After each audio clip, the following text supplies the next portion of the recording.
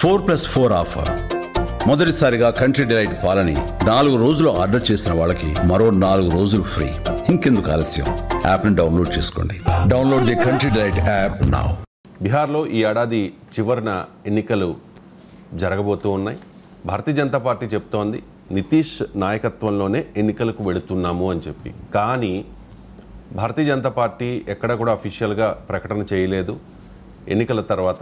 CM అభ్యర్థి ఎవరు అనేది, లేకపోతే సీఎం ఎవరు ఉంటారు అనే దాని మీద. దీనికి సంబంధించి ప్రశాంత్ కిషోర్ నిన్న ఒక కామెంట్ చేశారు సార్. బీహార్లో ఎట్టి పరిస్థితుల్లోనూ ఈసారి నితీష్ కుమార్ సీఎం కారు అని చెప్పి. ఎందుకు నితీష్ చుట్టూనే బీహార్ రాజకీయాలు నడుస్తూ ఉన్నాయి సార్? అంటే మీరు అన్నట్లు భారతీయ జనతా పార్టీ పదే పదే నితీష్ కుమార్ నాయకత్వంలో పోతామని చెప్తున్నారు. దాంట్లో ఏమీ డిఫరెన్స్ ఆఫ్ ఒపీనియన్ లేదు. కానీ తర్వాత ముఖ్యమంత్రి నితీష్ కుమార్ అనే విషయంలో స్పష్టత లేదు అనేది విమర్శ. సో రాష్ట్ర నాయకులు, జాతీయ నాయకుల మాటల్లో తేడా ఉంది. మహారాష్ట్రలో లాగా ఒక అస్పష్టతతో వెళ్ళి తర్వాత తమ పార్టీ ముఖ్యమంత్రిని ఇన్స్టాల్ చేయాలన్నది బీజేపీ వ్యూహంలాగా కనబడుతుంది.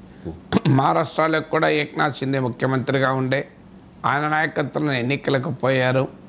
ఆయన ప్రభుత్వం అమలు చేసిన స్కీమ్ వల్ల లాభపడ్డారు ఎన్నికల్లో కూడా. అందుకే ఏక్నాథ్ షిండే ఎన్నికలయ్యాక కూడా చాలా కాలం ఒత్తిడి కూడా చేశాడు. కానీ చివరకు బీజేపీ తన ముఖ్యమంత్రిని అక్కడ పెట్టుకోగలిగింది. సో బీహార్లో కూడా అదే జరగవచ్చు అని. అయితే మహారాష్ట్రలో ఏంటంటే 288 సీట్స్ ఉంటే, అంటే 145 మెజారిటీ. ఆల్రెడీ బీజేపీకి 132-33 సీట్స్ వచ్చాయి. జస్ట్ 12 తక్కువ అనుకుంటాను. సో అధికారానికి ఒక 12 సీట్లు మాత్రమే తక్కువ. బీహార్ పాలిటిక్స్లో లాస్ట్ 2020 ఎలక్షన్స్లో 74 సీట్స్ బీజేపీకి ఉంటే 43 సీట్స్ జేడీయూకి వచ్చాయి. ఇప్పుడు కనుక ఈ ఎలక్షన్లో, అంటే ఈ అక్టోబర్ నవంబర్లో ఎలక్షన్స్ ఉన్నాయి, ఈ ఎలక్షన్ల తర్వాత కనుక బీజేపీది పెరిగి అంటే 100 దాకా వచ్చి జేడీయూది తగ్గింది అనుకోండి, 20కి పడిపోతే అప్పుడు ఆటోమేటిక్గా జేడీయూ వీక్ అవుతుంది, బీజేపీ బలపడుతుంది. గత కొంతకాలంగా జరుగుతున్న పరిణామం అదే. జేడీయూ రోజు రోజుకు బలహీనపడుతూ బీజేపీ బలపడుతుంది. లోక్ జనశక్తి పార్టీ ఎలాగూ జేడీయూ నితీష్ కుమార్ కన్నా బీజేపీ వైపే ఉంటుంది. ఎందుకంటే లాస్ట్ ఎలక్షన్లో కూడా లోక్ జనశక్తి పార్టీ బీజేపీకి మద్దతు ఇచ్చింది, కానీ జేడీయూకి ఇవ్వలేదు. సో అందువల్ల నితీష్ కుమార్ ముఖ్యమంత్రి ఉంటాడు. ప్రశాంత్ కిషోర్ సవాల్ కూడా చేస్తున్నాడు, మీరు బీహార్ ప్రజలకు చెప్పండి నితీష్ కుమారే ముఖ్యమంత్రిగా ఉంటాడు అని మీరు ప్రామిస్ చేయగలరా, ప్రకటించగలరా? మోడీ, అమిత్ షా, జేపీ నడ్డా వచ్చి ఎన్నికల తర్వాత కూడా ముఖ్యమంత్రిగా నితీష్ కుమారే ఉంటాడు అని ధైర్యంగా చెప్పండి. మీరు ఆ సాహసం చేయలేరు, చేస్తే ఎన్నికల్లో గెలవరని మీకు తెలుసు అంటూ ప్రశాంత్ కిషోర్ ఛాలెంజ్ కూడా చేస్తున్నాడు. నితీష్ కుమార్ పాపులారిటీ రేటింగ్ ఏమో గణనీయంగా పడిపోతుంది. ఇటీవల సీ ఓటర్ సర్వేలో 50% అబోవ్ నితీష్ కుమార్ ప్రభుత్వం మారాలి అని అభిప్రాయం వ్యక్తం చేశారు. మరో 22% నితీష్ కుమార్ ప్రభుత్వ పాలన బాగాలేదని, ఎన్డీఏ పాలన బాగాలేదని చెప్తూనే ఈ ప్రభుత్వం పోవాలి అని స్పష్టంగా అభిప్రాయం వ్యక్తం చేయలేదు. అంటే 71-72% మంది ప్రజలు ప్రభుత్వం పట్ల తమ వ్యతిరేకతను వ్యక్తం చేశారు, యాంటీ ఇన్కమెన్సీ.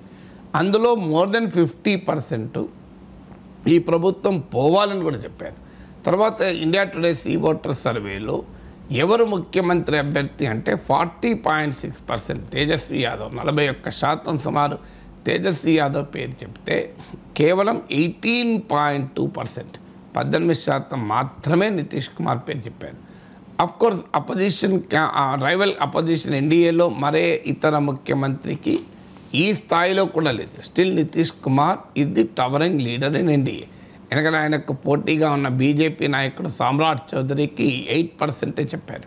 అంటే మీకు మహారాష్ట్ర సిచ్యువేషన్కు బీహార్ సిచ్యువేషన్కు ఉన్న మౌలికమైన తేడాది.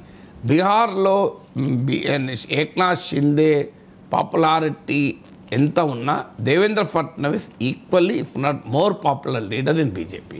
ఎందుకంటే ఆయన 5 ఏళ్ల పాటు గతంలో ముఖ్యమంత్రిగా కూడా చేశాడు. ఇక్కడికి వచ్చే వరకు బీహార్లో నితీష్ కుమార్ పాపులారిటీ రేటింగ్ ముందు మరే ఇతర బీజేపీ నాయకుడు దరిదాపులో కూడా లేరు. అందుకే మీకు 18.2% నితీష్ కుమార్ చెప్తే లిటిల్ ఓవర్ 8% సామ్రాట్ చౌదరి చెప్పారు. ఇక మిగతా వాళ్ళైతే ఫీల్డ్లో కూడా లేరు. ఈవెన్ ప్రశాంత్ కిషోర్కు 14.9% చెప్పారు, సుమారు 15% ముఖ్యమంత్రి కావాలని. ప్రశాంత్ కిషోర్కు ముఖ్యమంత్రి కావాలన్నంత మందికి కూడా బీజేపీలో ఏ నాయకుడికి చెప్పలేదు. అంటే బీజేపీలో ఏ నాయకుడు కూడా నితీష్ కుమార్తో కంపేర్ చేయగలిగిన పాపులారిటీ ఉన్న లీడర్ బీజేపీలో లేడు. ఇది ఈ కారణం రీత్యా అంటే ఈ విరుద్ధమైనటువంటి రాజకీయ పరిస్థితి. ఒకవైపేమో నితీష్ కుమార్ పట్ల యాంటీ ఇన్కంబెన్సీ పెరుగుతోంది. నేను ఇంతకుముందు చెప్పినట్లు 71-72% నితీష్ ప్రభుత్వం పట్ల వ్యతిరేకత వ్యక్తం చేశారు. మోర్ దెన్ 50% అయితే మారాలనే అభిప్రాయాన్ని కూడా వ్యక్తం చేశారు. కానీ బీజేపీకి వచ్చే ఛాలెంజ్ మరోవైపు ఏంటంటే అదే సమయంలో చీఫ్ మినిస్టీరియల్ చాయిస్ వచ్చినప్పుడు ఎన్డీఏలో స్టిల్ నితీష్ కుమార్ ఇది టవరింగ్ 18% ఆయనకే చెప్పారు. ఇది బీజేపీకి ఉన్నటువంటి ఒక కాంట్రడిక్టరీ, ఒక paradoxical political situation. Nitish Kumar is an asset both and liability. Liability ఏంటంటే యాంటీ ఇన్కంబెన్సీ విపరీతంగా పెరిగింది. అసెట్ ఏంటి అంటే ఆయన మించిన పాపులారిటీ ఉన్న నాయకుడు బీజేపీలో కూడా లేడు. ఈ అనివార్యత వల్ల బీజేపీ అస్పష్టత కూడా కారణమవుతుంది. దీన్ని రాజకీయంగా ప్రశ్నలకు రీజన్ అవుతుంది. అయితే క్వశ్చన్ ఎక్కడ ఎందుకు వస్తుందంటే వై నితీష్ కుమార్, మీరు అడిగినట్లు నితీష్ కుమార్ చుట్టూ బీహార్ రాజకీయం ఇప్పటికీ ఎందుకు తిరుగుతోంది? ఈ ప్రశ్నకు మొదటి కారణం ఏంటంటే నితీష్ కుమార్ పట్ల ఎంత యాంటీ ఇన్కంబెన్సీ ఉన్నా స్టిల్ ఈ హోల్డ్స్ ఈ సపోర్ట్ బేస్. ఆయన మద్దతుదారులు ఉంటారు. ఇప్పుడు ఆయన బీహార్ లాంటి రాష్ట్రంలో పాలిటిక్స్ కులం చుట్టూ, కాస్ట్ చుట్టూ ఎక్కువ తిరుగుతాయి మనకన్నా. కాస్ట్ అన్నడు కన్నా సోషల్ జస్టిస్ చుట్టూ, సామాజిక న్యాయం చుట్టూ తిరుగుతాయి. ఎందుకంటే పోస్ట్ మండల్ పొలిటికల్ ల్యాబొరేటరీలో పుట్టిన రాష్ట్రాలు రాజకీయాలు ఇవన్నీ. బీహార్, ఉత్తరప్రదేశ్ ఈ రాష్ట్రాల్లో పోస్ట్ మండల్ పాలిటిక్స్ చాలా పవర్ఫుల్గా ఎమర్జ్ అయ్యాయి. అందువల్ల సోషల్ ఇంజనీరింగ్, సామాజిక సమీకరణలు, సామాజిక పొందికలు బీహార్ లాంటి రాష్ట్రంలో కీలకం. అందువల్ల నితీష్ కుమార్ వెనకాల ఒక కన్సాలిడేటెడ్ సపోర్ట్ బేస్ ఉంది. వాస్తవంగా ఆయన కాస్ట్ అయినటువంటి కుర్మీ కమ్యూనిటీకి 2.9% ఓటర్స్ ఈజ్ జస్ట్ బీహార్ ఓటర్లో ఈవెన్ లెస్ దెన్ 3%. కానీ నితీష్ కుమార్ తన పొలిటికల్ క్యారియర్లో చేసిన సక్సెస్ఫుల్ సోషల్ ఇంజనీరింగ్ ఆయనను ఒక ఫార్మిడబుల్ లీడర్గా నిలబెట్టింది ఏంటి అంటే ఒక బ్రాడర్ సోషల్ కోalition అని నిర్మించుకున్నాడు. ఆ సోషల్ కోalition ఏంటంటే కుర్మీ, కుష్వాహా, ఇలా మీకు ఈ మహాదలిస్, కుర్మీ, కుష్వాహా ఈ 3 రకాల సెక్షన్ల ఆధారంగా ఇతర చిన్న చిన్న కులాల్ని కూడా పోగేసి ఒక బలమైన మోస్ట్ బ్యాక్వర్డ్ క్లాసెస్ ఎంబీసీ లేదా ఎక్స్ట్రీమ్లీ బ్యాక్వర్డ్ క్లాసెస్ అనే ఒక సామాజిక పొందిక నిర్మించుకున్నాడు. దీనివల్ల ఏమైంది అంటే ఇప్పుడు యాదవ్స్ బీహార్ ఎలక్టరేట్లో 17-18% ఉంటారు. ముస్లిమ్స్ యాదవ్లను కాంబినేషన్లో లాలూ ప్రసాద్ యాదవ్ తన సోషల్ బేస్ నిలబెట్టుకున్నాడు. దాన్ని ఎంవై కాంబినేషన్ అంటారు, ముస్లిం యాదవ్ కాంబినేషన్. బీహార్ ఏమో upper caste non Yadav OBCs అనే లాజిక్ తీసుకొని బీజేపీ ఎమర్జ్ అయింది. సో ఇక్కడ మెయిన్గా నితీష్ కుమార్ ఏమైందంటే ఈ మహాదళిత్, కుర్మీ, కుష్వాహా ప్రాతిపదికగా ఒక లార్జర్ బ్రాడర్ ఎంబీసీ కోalition నిర్మించుకున్నాడు.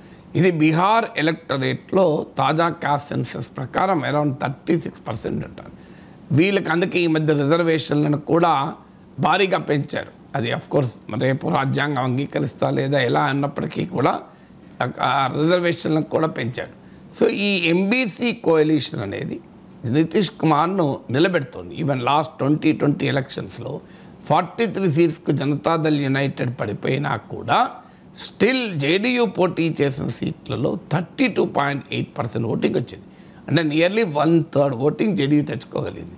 దానికి కారణం ఏంటంటే ఈ పవర్ఫుల్ సోషల్ కోalition. ఎంత ప్రజా వ్యతిరేకత నితీష్ కుమార్ పైన వ్యక్తమైన ఈ బేసిక్ సపోర్ట్ బేస్ మాత్రం పోవడం లేదు. ఇప్పుడు మీకు మాయావతికి అలాగే దళిత్ ఓటు, అందులో చమర్ దళిత్ ఓటు కీలకం. అందుకే ఇప్పటికీ కూడా మాయావతికి మీరు ఏ ఎన్నికన్నా తీయండి 10-12% ఓటింగ్ తప్పనిసరిగా ఉంటుంది. మీరు ఇప్పటి వరకు ఆమె 12% దాటి సింగిల్ డిజిట్లోకి మాయావతి ఓటింగ్ పడిపోలే. కారణం ఏంటంటే ఆమె సొంత సామాజిక వర్గమైన చమర్ దళిత్ కన్సాలిడేటెడ్గా ఆమె పట్ల లాయల్టీతో ఉన్నారు. సో అందువల్ల నితీష్ కుమార్ చుట్టూ బీహార్ రాజకీయం తిరగటానికి మొదటి కారణము ఆయన వెనకాలన్న స్ట్రాంగ్ సపోర్ట్ బేస్. రెండవ కారణం ఏంటి అంటే బీహార్లో ఉన్న ఆస్పిరేషనల్ బిహారీ. అంటే బీహార్లో నితీష్ కుమార్ను అక్కడున్న రాజకీయ నాయకులతోనే పోలుస్తారు, బయట రాజకీయ నాయకులతో పోల్చరు కదా. నితీష్ కుమార్ను చంద్రబాబు నాయుడుతోనో, నితీష్ కుమార్ మరొకరితోనో పోల్చరు. నితీష్ కుమార్ను లాలూ ప్రసాద్ యాదవ్తో పోలుస్తారు, ఎందుకంటే వాళ్ళిద్దరే ప్రధానంగా ముఖ్యమంత్రి అభ్యర్థులుగా ఉన్నారు కనుక. లాలూ ప్రసాద్ యాదవ్తో పోల్చినప్పుడు నితీష్ కుమార్ ఏంటంటే కాస్త ఆస్పిరేషనల్ బిహారీ, సుశాసన్ బాబు అని ఆయన గతంలో పేరుండేది. సో ఈ యంగర్ ఓటర్స్, ఇప్పుడు ఉదాహరణకు ఇప్పుడు కూడా పిలిపించాడు మీకు నితీష్ మతలబ్ రోజ్గార్ మతలబ్ నితీష్ అని, అంటే ఉపాధి అంటే నితీష్ కుమారే అని. సో ఒక 10 లక్షల మంది గవర్నమెంట్ జాబ్స్ ఇస్తామని ప్రామిస్ చేశాడు. మహిళలకు, బాలికలకు సైకిళ్ళు, స్కూల్కి వెళ్ళేటువంటి బాలికలందరికీ సైకిళ్ళు ఇచ్చారు. మహిళలకు ఎంపవర్మెంట్, ఇలా ఆయన ఒక కోర్ డెవలప్మెంట్ ఇమేజ్ కూడా నితీష్ కుమార్ తెచ్చుకున్నాడు. అఫ్కోర్స్ అది మనకి ఇక్కడ నుంచి చూసినప్పుడు బీహార్ ఏం డెవలప్ అయింది అనిపించవచ్చు, నిజం కూడా అది. ఎందుకంటే ఇప్పటికీ కూడా బీహారీలు మా హైదరాబాద్లో కూడా ఎక్కడ పడితే అక్కడ పనిచేస్తూ ఉంటారు. మరి అంత డెవలప్ అయి ఉంటే బీహారీలు ఇక్కడ ఎందుకు పనిచేస్తారనే క్వశ్చన్ వస్తుంది. కానీ విత్ ఇన్ ద బీహార్ అంటే 2005 నుంచి నితీష్ కుమార్ ఎరా మొదలైంది. 2005కి ముందు బీహార్ రాజకీయాల్లో లాలూ ప్రసాద్ ఎరా, అంటే అక్కడి ప్రజలు లాలూ ఎరాను నితీష్ ఎరాను కంపేర్ చేసినప్పుడు ఒక section of the Bihar electorate Nitish Kumar పట్ల పాజిటివ్ ఒపీనియన్తో ఉంటారు. ఇప్పుడు ఉదాహరణకు యంగర్ సెక్షన్ ఉంది, 18 to 29 ఇయర్స్ మధ్యకాలంలో ఉన్నవారు నియర్లీ 2,80,00,000 మంది ఉంటారు బీహార్లో. 28 మిలియన్ అంటే 2,80,00,000 ఉంటారు. సో ఇది ఒక పెద్ద ఓటింగ్ పాపులేషన్. సో అందువల్ల మీకు బీహార్లో ఆ ఇమేజ్, అంటే ఆ బీహార్ కాంటెక్స్ట్లో ఒక డెవలప్మెంట్ లీడర్గా ఒక ఆస్పిరేషనల్ లీడర్గా నితీష్ కుమార్కున్న పాపులర్ ఎలక్టోరల్ బేస్. మూడవది ఏంటంటే బీహార్లో ఉన్నటువంటి రైట్ యాంగిల్ పాలిటిక్స్. మన జామెట్రీలో రైట్ యాంగిల్ ఉంటుంది, 3 భుజాలు ఉంటాయి, త్రిభుజము అంటాం తెలుగులో. సో ఈ 3 భుజాల్లో ఏ 2 భుజాలు కలిస్తేనే 3వ భుజం కన్నా ఆధిక్యత వస్తుంది, ఆ ప్రత్యేకత ఉంటుంది. అంటే ఈ త్రిభుజ రాజకీయం బీహార్లో ఉంటుంది, ట్రయాంగులర్ పాలిటిక్స్ ఉంటుంది, రైట్ యాంగిల్ పాలిటిక్స్ ఉంటాయి బీహార్లో. ఏంటంటే మీకు ఒకవైపు ఆర్జేడీ ఉంటుంది, మరోవైపు బీజేపీ ఉంటుంది. సో ఆర్జేడీ అయినా బీజేపీ అయినా సొంతగా అధికారంలోకి వచ్చే వాతావరణం ఉండడం లేదు. మరీ ముఖ్యంగా బీజేపీకి బీహార్లో 20% ఓటింగ్ ఇప్పుడు దాటదు. సో ఈ మధ్య 74 సీట్ తెచ్చుకున్నారు. మీరు ఇప్పుడు బీహార్ లెజిస్లేచర్ కాంపోజిషన్ చూస్తే 243 సీట్స్ అనుకుంటాను నాకు గుర్తున్నంత వరకు. సో అందులో 75 ఆర్జేడీకి వచ్చాయి, 74 బీజేపీకి వచ్చాయి. చూడండి మీరు, 75 ఆర్జేడీ, 74 బీజేపీ. అఫ్కోర్స్ జేడీయూకు 43 వచ్చాయి, మిగతావి మీకు కాంగ్రెస్కి వచ్చాయి, లెఫ్ట్ ఫ్రంట్కి వచ్చాయి, అలాగే ఎల్జేపీకి వచ్చాయి. ఇప్పుడు మీరు ఇందులో ఆర్జేడీ 75, బీజేపీ 74.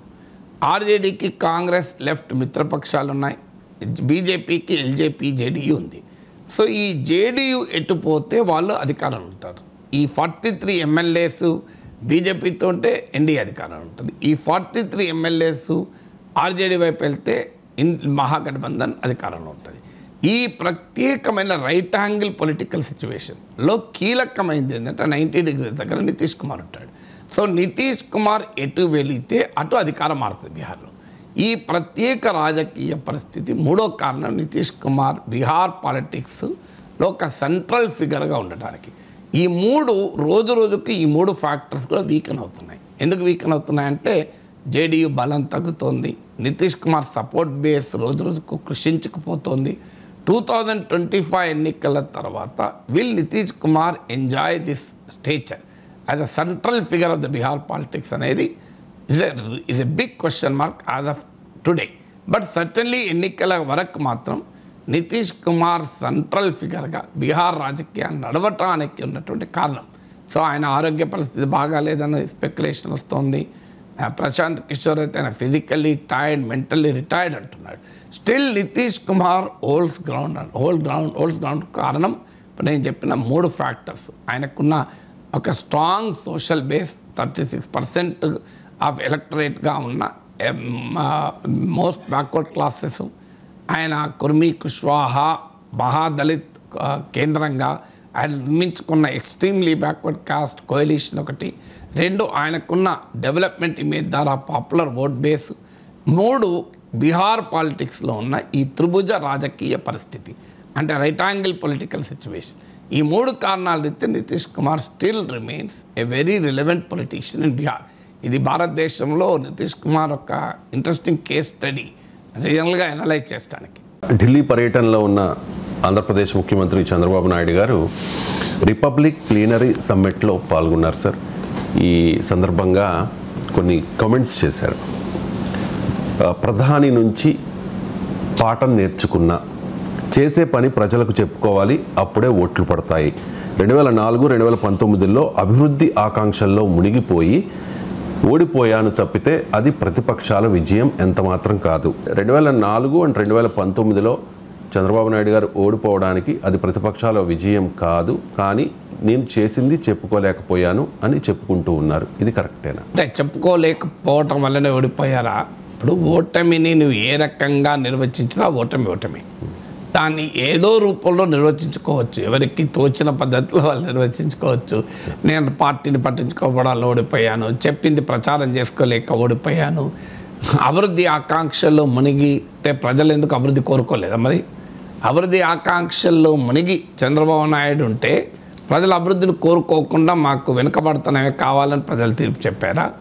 అంటే రాజకీయ నాయకుల్లో ఉండేటువంటి ఒక స్వభావం ఏంటి అంటే, అది చంద్రబాబు నాయుడు అయినా, జగన్ అయినా, కేసీఆర్ అయినా మనకు కనబడుతుంది. నేను రైటు, నా పద్ధతి రైటు, ఈ ప్రజలే నన్ను అర్థం చేసుకోలేకపోతున్నారు. మీరు ఇప్పటికీ కేసీఆర్ని అడగండి, నేను తప్పు చేశాను ఒప్పుకుంటాడా? ఎట్టి పరిస్థితుల్లో ఒప్పుకోడు. నాదే రైటు కానీ ఆ ప్రజలకు ఎందుకో అర్థం కాలే అంటారు. జగన్మోహన్ రెడ్డి ఇప్పటికీ కూడా డైజెస్ట్ చేసుకోగలుగుతున్నాం. మనం నిన్న కూడా మాట్లాడుకున్నాం. ఇప్పటికీ కూడా డైజెస్ట్ చేసుకోలేకపోతున్నాడు. నేను ఓడిపోయాను అని ఫ్యాక్ట్, రియాలిటీని అర్థం చేసుకోలేకపోతున్నాడు. సో చంద్రబాబు నాయుడు కూడా 2019 రిజల్ట్స్ తర్వాత నేను అంత తప్పు చేశానా, నా సీట్లు 23కి ఎందుకు పడిపోయాయి అని తీవ్ర ఆవేదన వ్యక్తం చేశాడు. ఇప్పుడు కూడా జగన్మోహన్ రెడ్డి ఏమంటాడు, చంద్రబాబు నాయుడు మోసపూరిత హామీలను ప్రజలు నమ్మారంటాడు, ఈవీఎంలు అంటాడు. అసలు ఏం జరిగిందో జగన్మోహన్ రెడ్డి ఇమీడియట్గా ఎలక్షన్ తర్వాత ఇచ్చిన రియాక్షన్ ఏంటి, ఏం జరిగిందో అర్థం కావడం లేదు, ఏదో అనుమానం అవుతుంది కానీ సాక్ష్యాధారాలు లేవు అని మాట్లాడాడు. కారణం ఇదే. ఈ లీడర్స్కి ఉండేటువంటి వారు నిర్మించుకున్న ఒక వ్యవస్థ ఎలా ఉంటుంది అంటే, నేను చాలామంది నాయకుల్ని ఈ 40 ఏళ్ళ జర్నలిస్టిక్ జీవితంలో, పబ్లిక్ లైఫ్లో శాసనమండలి సభ్యుడిగా కూడా ఉన్నాను, జర్నలిస్ట్గా కూడా ఉన్నాను. నా జీవితంలో చూసింది ఏంటి రవిశంకర్ అంటే, ప్రజల్లో, నాయకుల్లో ఒక చుట్టూ ఒక ఇంపర్మియబుల్ మెంబ్రెయిన్ అంటారు ఇంగ్లీష్లో, ఒక చుట్టూ దుర్భేద్యమైన కోటను కట్టుకుంటారు. ఆ కోటలో ఎవరుంటారంటే రోజు ఆ నాయకుడిని పొగిడేవారు, ఆ నాయకునికి పాజిటివ్ సంకేతాలు పంపేవారు, ఆ నాయకుడు ఏమి చేసినా అద్భుతంగా ఉందని ఫీడ్బ్యాక్ చెప్పేవాళ్ళు, ఆ నాయకునికి లార్జర్ దెన్ లైఫ్ ఇమేజ్ ఇచ్చేవాళ్ళు. అంటే చాలా గొప్పవాడు అనే ఒక ఇమేజ్ను, అంటే ఒక రకంగా అవతార పురుషుడు, దైవాంశ సంభూతుడు అనేటువంటి ఒక అభిప్రాయాన్ని ఆ నాయకునికి కలిగించేటువంటి స్వార్థపరులు చుట్టుముతారు. ఎందుకంటే వారికి ఏముంటుంది, వాళ్ళకి ఏదో పదవులు కావాలి, కాంట్రాక్ట్ కావాలి, వాళ్ళకి రాజకీయ గుర్తింపు కావాలి. కౌటిల్య అంటాడు, ఎవరైతే రాజు చుట్టూ విమర్శకులను పెట్టుకుంటాడో ఆ రాజు సక్సెస్ఫుల్ అవుతాడు అంటాడు. ఇవాళ దానికి పూర్తి భిన్నం మన వాళ్ళు. విమర్శకుల దగ్గరికి రానియరు. విమర్శకులు ఏమైనా అంటే వాళ్లకు రకరకాల మోటివ్స్ ఆపాదిస్తారు, విమర్శకులను కొట్టిపారేస్తారు. That is the nature. And దానివల్ల ఏమవుతుందంటే వాళ్ళు పొలిటికల్ రియాలిటీ రియలైజ్ కారు. అంటే తమ కింద గ్రౌండ్ కదులుతున్నా కూడా గుర్తించరు. ఇది నేను చాలామంది నాయకులు చూశాను, ఉదాహరణలతో కూడా చెప్పగలను. మీరు 2024 ఎలక్షన్లకు ముందు నా వీడియోలో చూడండి, జగన్మోహన్ రెడ్డి చేసిన తప్పులను ఒక 100 వీడియోలో చెప్పుంటాను, 100 వీడియోలో. కానీ ఎక్కడా అది అర్థమవుతుందా? 2018లో చంద్రబాబుకు దడ పుట్టిస్తున్న 8 అంశాలు అని చెప్పాను. మీకు ఆ వీడియో ఇప్పటికీ కూడా యూట్యూబ్లో ఉంది. ఒక సీనియర్ మంత్రి నాకు హైదరాబాద్ ఎయిర్పోర్ట్లో కలిశాడు. నేను ఇద్దరు కూడా ఈ ఉదాహరణ చెప్పాను. ఇద్దరము కలిసి విఐపి లాంజ్లో కాఫీ తాగుతూ, ఏం సార్ ఎలా ఉంది రాజకీయ పరిస్థితి అన్నాను. మీరే చెప్పారు కదా సార్ 8 అంశాలు దడ పుట్టిస్తున్నాయని. ఉదయాన్నే చూశాను సార్ అన్నాడు. మరి మీరు అది నిజమా అంటే పూర్తిగా నిజం సార్ మీరు చెప్పింది అన్నాడు. అంటే మరి చంద్రబాబు నాయుడుకి మీరు చెప్పరా అన్న. ఆయనకి మేము చెప్తే వింటారా సార్, చెప్పగలుగుతామా? మీకు తెలియదా సార్ మేము ఆయన దగ్గరికి వెళ్ళి ఇలా నెగిటివ్ పాయింట్ చెప్పగలమా అన్నాడు. ఇప్పుడు ఏమైనా ఉంటే మీరు అన్నారు అని చెప్పాల్సి ఉంటుంది ఇక అన్నాడు. కానీ ఏం జరిగింది 1 year తర్వాత ఓడిపోయాడా లేడా?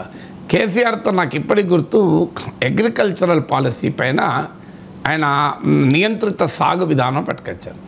ఆ సందర్భంగా ఒకసారి నేను మాట్లాడినప్పుడు సహజంగా ఒక రాజకీయ నాయకుడు ఒక రాజకీయ విశ్లేషకుడు కలిస్తే రాజకీయాలు చర్చించకుండా ఉండం కదా.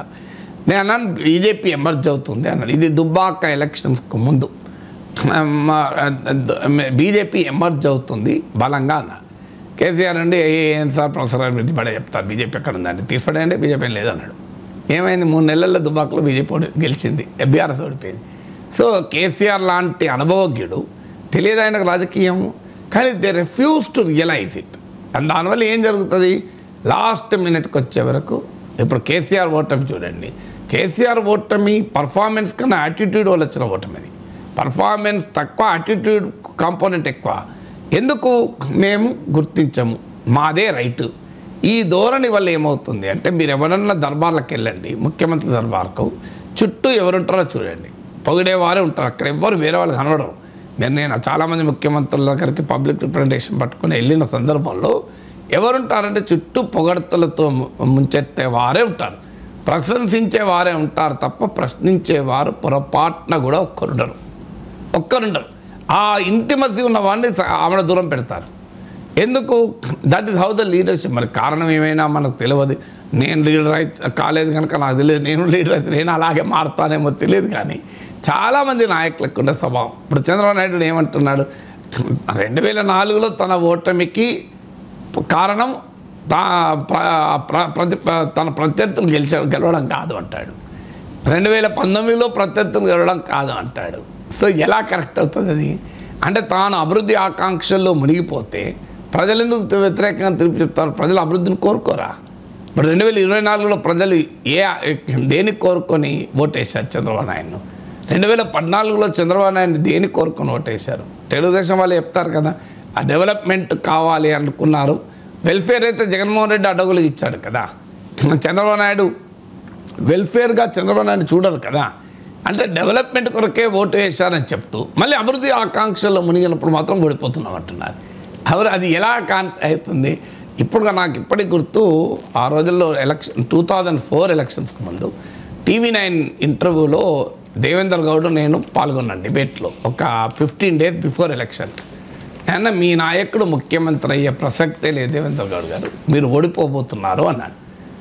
అంటే దేవేంద్ర గౌడ్ ఉండి అలా ఎలా చెప్తారు, మా ఇంటెలిజెన్స్ రిపోర్ట్ చెప్తున్నాయి మేమే భారీ మెజార్టీతో గెలుస్తామని. అంటే మీ ఇంటెలిజెన్స్ చెప్తున్నారు, మాకు ప్రజలు చెప్తున్నారు. ప్రజల నుంచి వచ్చే ఇంటెలిజెన్స్ మీకు తెలుసుకోవడానికి మీరు సిద్ధంగా లేరు. మీ ఇంటెలిజెన్స్ వాళ్ళు ఏం చెప్తారు? మీ ముఖ్యమంత్రి నచ్చేదే చెప్తారు, వేరేది ఏం చెప్తారు? నచ్చని చెప్తే ఆ ఇంటెలిజెన్స్ ఆఫీసర్ని ఉండనిస్తారా మీరు అని నవ్వుతూ. కరెక్ట్గా ఎన్నికలపై రిజల్ట్స్ వస్తున్న సమయంలో మళ్ళీ అదే TV9లో కూర్చుంటే దేవేంద్ర గౌడ్ వచ్చి కరెక్ట్గా చెప్పారు సార్ అన్నారు. సో అందువల్ల మనకు పాలిటిక్స్లో ఏమవుతుంది అంటే వాళ్ళకు తెలియక కాదు. చంద్రబాబు నాయుడుకున్నంత అపారమైన రాజకీయ పరిజ్ఞానం నాగేశ్వర్కి ఉంటుందా? చంద్రబాబు నాయుడుకున్న సమాచార అవకాశాలు నాకుంటాయా? ఉండవు. ఇన్ఫర్మేషన్ సోర్సెస్ ఉండవు, పొలిటికల్ ఇంటెలిజెన్స్ కూడా ఉండదు. కానీ తేడా ఏంటంటే చంద్రబాబు నాయుడు చుట్టూ ఉన్నటువంటి ఈ బలమైనటువంటి దుర్భేద్యమైనటువంటి ఒక తెర చంద్రబాబు నాయుడుకే కాదు ఏ ముఖ్యమంత్రికైనా రియాలిటీని చూపదు. దానివల్ల ఈ రకమైన అభిప్రాయాలు ఉంటారు. అభివృద్ధిలో మునిగిపోయి ఆకాంక్షల్లో మునిగిపోతే ప్రజలు ఎందుకు ఓటేయారు? ప్రజలకు అభివృద్ధి కోరుకోరా? ప్రజలు ఆశించరు అభివృద్ధిని. ప్రజలు దేని కోరుకుంటారు? వెనుకబడతారని కోరుకుంటారా, పేదరికాన్ని కోరుకుంటారా? అందువల్ల ఇట్స్ సెల్ఫ్ డిఫీటింగ్ ప్రొఫెసీ అంటారు. అందువల్ల నిజంగా రాజకీయ నాయకులు సక్సెస్ కావాలంటే they should accept the reality. ఎందుకు ఓడిపోయాం, ప్రజల ఆకాంక్షలు ఏంటి, ప్రజల ఆకాంక్షలకు మనకు ఉన్న గ్యాప్ ఏంటి, మనం ఎక్కడ పొరపాట్లు చేశాం, ఈ పొరపాట్లను ఎలా కరెక్ట్ చేసుకోవాలి, ఇదొక నిరంతర ప్రక్రియ. మాతో చాలామంది ప్రతిపక్షంలో ఉన్నప్పుడు మాట్లాడుతుంటారు, అధికారంలోకి వచ్చిన మరుక్షణం వాళ్ళు దొరకరు, ఈవెన్ ఫోన్లు కూడా ఎత్తారు ఏదైనా విషయం చెప్దామన్నా. నాకు నా 34 అనుభవం, అధికారంలో ఉన్నప్పుడు మాత్రం మళ్ళీ వెంటనే రిజల్ట్ వచ్చిన తెల్లారి నుంచే నాగేశ్వర్ గారు ఎలా ఉన్నారంటుంటారు. ఎందుకంటే ఇక ఖాళీ ఉంటారు కదా, మళ్ళీ ఫ్రీగా ఉంటారు కదా. సో అందువల్ల నేను నవ్వుతూ అంటుంటా, మీరు అధికారంలో ఉన్నప్పుడు ఫీడ్బ్యాక్ తీసుకొని ఉంటే మళ్ళీ ఇంకా పవర్లోకి ఉంటారు కదా అని. అధికారంలో ఉన్నప్పుడు మాత్రం ఫీడ్బ్యాక్ పొరపాటున కూడా తీసుకోరు. ఎందుకు, మనకు తెలుసు, నేను నిర్మమాటంగా రుచించని కూడా చెప్తామని, రుచించని వాళ్ళు వినదలుచుకోలేదు. అందుకే నాగేశ్వర్ పట్ల గౌరవం ఉన్నా అడగరు. ఎందుకంటే నేను రుచించని కూడా చెప్తారు కదా. ఎందుకంటే నేను ఓపెన్ చెప్తా, నాకు ఎవరైనా ఫోన్ చేస్తే రుచించే చెప్పడానికి నేనెందుకండి, మీకు చాలామంది ఉన్నారు, మీరు పేడ్ ఆర్టిస్టులు ఉన్నారు, నాకేం పని లేదు మీ దగ్గర కనుక నేను రుచించందే చెప్తా. రుచించే చెప్పడానికి మీకు చాలామంది ఉన్నారు, మీద రాష్ట్రాల విద్వాంసులు ఉన్నారు, మధ్య నాగేశ్వర సంగీతం ఎందుకు అంటుంటారు. So that's a part of a political problem. కానీ ఏ నాయకుడైతే వాస్తవాలు గమనించడానికి సిద్ధంగా ఉంటాడో ఆ నాయకుడే సక్సెస్ అవుతారు, ఆ పార్టీయే సక్సెస్ అవుతుంది. బీజేపీ సక్సెస్ కారణం అదే, నరేంద్ర మోడీ సక్సెస్ కారణం అదే. నరేంద్ర మోడీ గురించి నాకు సన్నిహితంగా ఉన్న వాళ్ళు చెప్పిన విషయం ఏంటంటే ఈజ్ ఏ వండర్ఫుల్ లిజనర్ అని. ఎంత నరేంద్ర మోడీతో గంటల సేపు మాట్లాడిన వాళ్ళు నాకు పర్సనల్గా బాగా తెలిసిన వాళ్ళు చెప్పిన విషయం. ఇక నేనే నరేంద్ర మోడీని కలవలేదు, కానీ నరేంద్ర మోడీని కలిసిన, నరేంద్ర మోడీతో రోజువారీ సంబంధాలు కలిగి ఆయనతో చాలా దగ్గరి ఇంటరాక్షన్ ఉన్న రాజకీయ నాయకులు చెప్పారు, రాజకీయేతర వాళ్ళు కూడా చెప్పారు, నాన్ పొలిటికల్ పీపుల్ కూడా చెప్పారు. నాకు వాళ్ళు బాగా తెలుసు కనుక వాళ్ళు చెప్పింది నిజమని నమ్మి నేను చెప్తున్నాను. ఇది వండర్ఫుల్ లిజనర్ అని, ఎంతసేపు ఎవరు చెప్పినా వింటాడని. అందులో స్టోనీ ఫేస్ అంటారు, అంటే ఆయన ముఖ కవలికలను బట్టి కూడా మనం చెప్పింది ఆయన కన్విన్స్ అయ్యాడా, నచ్చాడా, నచ్చలేదా అని కూడా తెలియదట. అలాగే ఉండి ఇలాగే చూస్తూ వింటూ పోతుంటాడట, ఎంతసేపైనా వింటాడట. ఆయన విని తనకు ఏదైనా కావాలంటే క్వశ్చన్ అడుగుతాడు, అంతే. అది నరేంద్ర మోడీ సక్సెస్ కారణం. మోడీ నుంచి నేను నేర్చుకుంటున్నాను అన్నాడు చంద్రబాబు, అది నేర్చుకోవాలి. మోడీ నుంచి నేర్చుకోవాల్సింది అసలు విషయం ఏంటంటే, ఇప్పుడు మోడీ నుంచి నేర్చుకున్నానని చెప్పాడు కనుక చెప్తున్నా, మోడీ నుంచి నేర్చుకోవాల్సింది ఏంటంటే ఎబిలిటీ టు లిజన్. ఇది గుడ్ లిజనర్ కనుక మోడీ ఆ సక్సెస్ అయ్యాడు. లిజన్ వినకపోతే ఏమవుతుంది, నీకు విషయాలు తెలియదు కదా. మోడీ ఉపన్యాసం ఇచ్చి పంపిస్తే ఏమొస్తుంది? So Modi will never speak, you will only listen. And Modi బయటనో ఇంత మాట్లాడతాడు కదా, ఇంత పవర్ఫుల్ అరేటర్ కదా, వెన్ ఈ క్లోజ్ డోర్లో ఉంటే ఈ వోంట్ స్పీక్, ఈ లిజన్స్. అంటే leader should speak out side, listen in side. కానీ మన లీడర్లు ఇన్సైడ్ స్పీకే, అవుట్ సైడ్ స్పీకే, గంటలు స్పీకే తప్ప ఎదుటి వారు మాట్లాడిస్తారా? సమీక్షల పేరుతో అధికారులకు 2 గంటలు ఉపన్యాసాలు ఇస్తారు, అధికారుల ఫీడ్బ్యాక్ కూడా తీసుకోరు. అధికారులు పొరపాటున మాట చెప్తే చాలా కూర్చొని నీకు తెలియదని మళ్ళీ 1/2 గంట స్పీచ్ ఇస్తారు. సో అది ప్రాబ్లం వల్ల. అందువల్ల మోడీ నుంచి నేర్చుకోవాల్సింది be a good listener, be ready to accept the feedback. రియాలిటీని అర్థం చేసుకొని అంగీకరించగలిగిన వాళ్ళే నిలబడతారు కదా. ట్రంప్ రెండవసారి ప్రెసిడెంట్ అయ్యాక అమెరికా రష్యాకు మద్దతుగా ఉక్రెయిన్కు వ్యతిరేకంగా స్టాండ్ తీసుకుంది సార్. రీసెంట్గా ఉక్రెయిన్ పైన రష్యా దాడులు మరింత పెంచింది. సో పర్యవసానాలు ఏ విధంగా ఉండవచ్చు? అంటే రష్యా దాడులు తీవ్రతరం చేసిన మాట నిజం. రష్యా దాడులు తీవ్రతరం చేయడం అనేది ఎందుకు చేస్తోంది? రష్యా బహిరంగ ఇప్పుడు జెలెన్స్కీ చాలా వీకెస్ట్ పాయింట్లో ఉన్నాడు. ఇది వెరీ వీక్ పాయింట్లో జెలెన్స్కీ ఉన్నాడు. ఏంటి? అమెరికా ఆయుధాల సరఫరా ఆపేసింది. అప్పుడు అమెరికా నుంచి బుల్లెట్స్, మిసైల్స్, రాకెట్స్, లాంచర్స్ ఇవన్నీ కూడా రోడ్డు మార్గాన పోలాండ్ దాకా వచ్చి పోలాండ్ నుంచి ఉక్రెయిన్కి వస్తాయి. ఇవి ఎక్కడ రోడ్డు మీద ఉంటే అక్కడ అయిపోయాయి. ఎందుకంటే ఇమీడియట్గా హాల్ట్ చేస్తూ ట్రంప్ ఆర్డర్ ఇచ్చాడు. సో ట్రంప్ అమెరికా ఆయుధాలు సరఫరా ఉక్రెయిన్కి అయిపోయాయి. రెండవది ఏంటంటే అమెరికన్ ఇంటెలిజెన్స్ కూడా అయిపోయింది. అమెరికన్ ఇంటెలిజెన్స్ ఎంత కీలకం అంటే రష్యాలో ఏ టార్గెట్ని అటాక్ చేయాలి అన్నది ఉక్రెయిన్కు అమెరికా ఇంటెలిజెన్స్ నుంచి వచ్చే ఫీడ్బ్యాక్తో రష్యాలో టార్గెట్స్ను ఉక్రెయిన్ ఛేదించేది. ఇప్పుడు ఎక్కడ కొట్టాలో తెలియదు, ఎలా కొట్టడానికి ఆయుధము లేదు. ఇది ఉక్రెయిన్కు ఉన్నటువంటి పరిస్థితి. ఎందుకంటే మీకు ఉదాహరణకు total military aid to Ukraine చూస్తే $51 బిలియన్, 27 యూరోపియన్ దేశాలు చేసిన సాయము $51 బిలియన్ అయితే అమెరికా ఒక్కటే చేసింది $65 బిలియన్. అంటే $51 బిలియన్, $65 బిలియన్, ఇంత తేడా. అంటే 27 యూరోపియన్ దేశాలు చేసిన దానికన్నా కూడా నియర్లీ 25% అమెరికా ఒక్కటే చేసేది.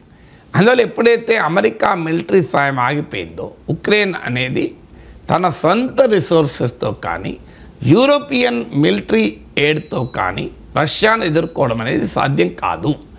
ఇది పుటిన్కి అర్థమైంది, ప్రపంచానికి అర్థమైంది. కనుక రష్యా మరింత దాడులు పెంచడానికి కారణం. ఎందుకంటే అమెరికా సాయం ఆగిపోయింది, యూరోపియన్ సాయం సరిపోదు, ఉక్రెయిన్కున్న శక్తి ఉపయోగపడదు, సరిపోదు. కనుక ఇక రెండవ ఫ్యాక్టర్ ఏంటంటే ఉక్రెయిన్కు సాయం చేయాలి అనేది యూరప్ భావిస్తోంది. కానీ యూరప్ సాయం చేయాలి అంటే యూరప్ దగ్గర ఒకటి ఆ రక్షణ పాఠవం ఉండాలి, స్పేర్ మిలిటరీ కెపాసిటీ ఉండాలి. అమెరికా దగ్గర ఉన్నంత స్పేర్ మిలిటరీ కెపాసిటీ యూరోప్లో లేదు. దాంతోపాటు యూరోప్ ఇప్పుడు డిఫెన్స్ పైన పెంచాలని నిర్ణయానికి వచ్చింది. యూరోపియన్ కమిషన్ దేశాలు 800 బిలియన్ యూరోలు ఖర్చు పెట్టాలి అని కూడా ఈ మధ్య నిర్ణయానికి వచ్చారు. కానీ this is a spread over 4 years, spread over 5 years. ఇప్పుడు తక్షణం కాదది. తక్షణం పెంచుకోవాలి అంటే అంత సులభం కూడా కాదు. ఎందుకంటే మిలిటరీ ప్రొడక్షన్ అంతా నువ్వు డబ్బులు పెట్టినా కూడా ప్రొడక్షన్ కాదు. మొదలు డబ్బులు సమీకరించాలి, తర్వాత ప్రొడక్షన్ ఉండాలి. సో అందువల్ల యూరోపియన్ సాయము ఉక్రెయిన్కు ఇప్పుడు సరిపోదు. ఒకవేళ సరిపోయే స్థాయిలో యూరప్ సహాయం చేయాలని అనుకున్నా అది లాంగ్ టర్మ్లో సాధ్యమైతే తప్ప షార్ట్ టర్మ్లో సాధ్యం కాదు. ఇది రెండవ రీజన్ ఉక్రెయిన్ బలహీనతకు. ఇక మూడవ రీజన్ ఏంటంటే యూరప్ కూడా యునైటెడ్గా లేదు. ఓవరాల్గా ఉక్రెయిన్కు మద్దతు విషయంలో ఏకాభిప్రాయం ఉన్నా ఏ స్థాయిలో దిగాలి, యూరోపియన్ ఫోర్సెస్ పెట్టాలా, ఏ స్థాయిలో దిగాలి అనే విషయంలో కూడా ఏకాభిప్రాయం లేదు. అందువల్ల Europe is also divided on how to help Ukraine అని. ఇది మూడవ కారణం. నాలుగవ కారణం ఏంటి అంటే అమెరికాకు యూరప్కు మధ్య పెరుగుతున్న గ్యాపు, అమెరికాకు రష్యాకు మధ్య పెరుగుతున్న సాన్నిహిత్యం. అమెరికా యూరప్ దూరం అవుతున్నాయి, అమెరికా రష్యా దగ్గర అవుతున్నాయి. ఈ స్ట్రాటజిక్ ఇంబ్యాలెన్స్ అనేది ట్రాన్స్ అట్లాంటిక్ స్ట్రాటజిక్ ఇంబ్యాలెన్స్ అంటారు ఇంగ్లీష్లో. అంటే ఈ అమెరికన్ యూరోపియన్ అలయన్స్ను ట్రాన్స్ అట్లాంటిక్ అలయన్స్ అంటారు. ఈ ట్రాన్స్ అట్లాంటిక్ స్ట్రాటజిక్ ఇంబ్యాలెన్స్ అంటారు. అంటే అమెరికా యూరోప్కు దూరం అవుతుంది, రష్యాకు దగ్గర అవుతుంది. ఇది ఉక్రెయిన్ను మరింత బలహీనపరుస్తుంది. సో ఇలాంటి సిచ్యువేషన్లో జెలెన్స్కీ ఉంది. ఇక ఐదవది ఈ పరిస్థితిని దేశీయంగా కూడా జెలెన్స్కీ వ్యతిరేక రాజకీయ శక్తులు వాడుకుంటున్నాయి.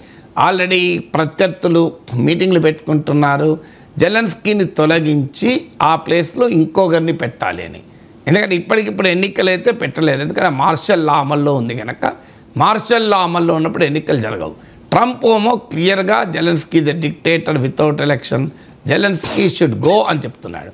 అంటే అమెరికా ఒకవేళ ఉక్రెయిన్తో ఒప్పందం చేసుకోవాలి అనుకుంటే జెలెన్స్కీ ఉండకూడదు అని కనుక ప్రెషర్ పెడితే జెలెన్స్కీ అక్కడ అడ్రస్ లేకుండా పోతాడు. సో ఇది ఇప్పుడు ఆఫ్ఘనిస్తాన్లో మనం చూసాం. 20 ఏళ్ళు తాలిబాన్ల పైన యుద్ధం చేసి అమెరికా 20 ఏళ్ల పాటు ఒక ప్రభుత్వాన్ని నిలిపింది. ఎప్పుడైతే తాలిబాన్లతో ట్రంప్ ఒప్పందం చేసుకున్నాడో ఫస్ట్ టర్మ్లో, ఈవెన్ ఆ ప్రభుత్వాన్ని ఇన్వాల్వ్ చేయలేదు ఆ చర్చల్లో. చివరికి ఆ ప్రభుత్వానికి ఇన్ఫార్మ్ కూడా చేయకుండా మార్నింగ్ 7 తెల్లారులేసే వరకు ఎయిర్ బేస్ ఖాళీ చేసి వెళ్ళిపోయారు. ఆయుధాలు కూడా తాలిబాన్లకు అప్పయ్యి వెళ్ళిపోయారు. ఒక రకంగా తాలిబాన్లకు అప్పయిపోయారు. ఆఫ్ఘనిస్తాన్ ప్రెసిడెంట్ పారిపోవాల్సి వచ్చింది. అదే పరిస్థితి ఇక్కడ ఉక్రెయిన్ ప్రెసిడెంట్ కూడా పట్టేది. అంటే ఇంటర్నల్ పొలిటికల్ రివోల్ట్, ప్యాలెస్ కూ అంటారు, ఇంటర్నల్ పొలిటికల్ రివోల్ట్ కూడా జెలెన్స్కీ వైపు చూస్తోంది, జెలెన్స్కీ ఎదుర్కోబోతున్నాడు. సో ఈ 5 కారణాల రీత్యా యుద్ధ భూమిలో ఎప్పుడైనా వ్యూహాత్మకంగా కరెక్ట్ బలహీనమైనటువంటి సమయాన్ని చూసుకొని అటాక్ చేస్తారు. అది స్వభావం. సో వీరు ఎప్పుడు కూడా ఉండేటువంటి విధానం ఏంటి అంటే వీక్ పాయింట్లో తమ స్ట్రాంగ్ పాయింట్ ఎదుటివారి వీక్ పాయింట్ అది చూసుకొని కొడతారు కదా. ఇప్పుడు మీకు మహాభారత యుద్ధం చూస్తే అర్జునుడిని దూరంగా తీసుకెళ్ళి ద్రోణాచార్యుడు పద్మవ్యూహాన్ని పన్నాడు. కర్ణుడి రథము భూమిలో దిగినప్పుడు అర్జునుడు బాణం వేశాడు. మీకు ఎప్పుడు కూడా మీకు ఘటోత్కచుని ఎప్పుడు పిలిచాడు? శ్రీకృష్ణుడి సలహా మేరకు పాండవులు కరెక్ట్గా రాత్రిపూట కూడా యుద్ధం చేయడానికి నిర్ణయం జరిగాక, సాధారణంగా రాత్రిపూట యుద్ధాలు జరగవు. సో అప్పుడున్న యుద్ధ నియమాల ప్రకారం సూర్యాస్తమయంతో యుద్ధం ఆగిపోవాలి. కానీ రాత్రిపూట యుద్ధం జరుగుతున్న సమయంలో ఘటోత్కచుని పిలిచారు. రాక్షస వీరులు రాత్రిపూట భారీగా యుద్ధం చేయగలుగుతారని. సో అందువల్ల ఎప్పుడు కూడా వ్యూహాత్మకంగా యుద్ధ భూమిలో మహాభారత యుద్ధంలో కూడా మనకు కనబడుతుంది ఇది. అందువల్ల ఏ యుద్ధంలోనైనా శత్రువులు బలహీనంగా ఉన్న సమయంలో కొడతారు. సరిగ్గా ఇంతకన్నా బలహీనమైన సమయం ఏముంటుంది? ఉక్రెయిన్. ఇప్పుడు నేను 5 కారణాలు చెప్పాను. ఉక్రెయిన్ బలహీనంగా ఉంటుంది. అందుకే రష్యా దాడుల్ని మరింతగా తీవ్రతరం చేసింది.